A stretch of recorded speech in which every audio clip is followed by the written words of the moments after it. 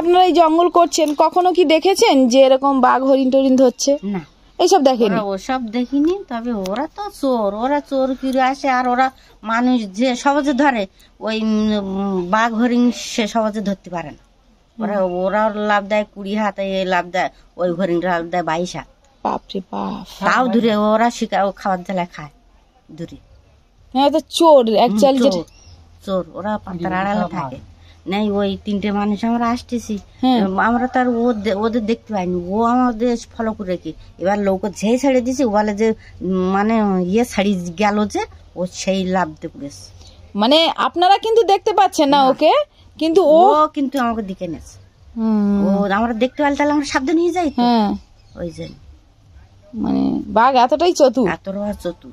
আচ্ছা, যখন দেখেছিলেন নিশ্চয়ই তো মুখের ওর বিভৎস আকৃতি হয় না? কালো একেবারে। সে এমনিতে দেখো তো অনেক ইয়েতে বিশাল।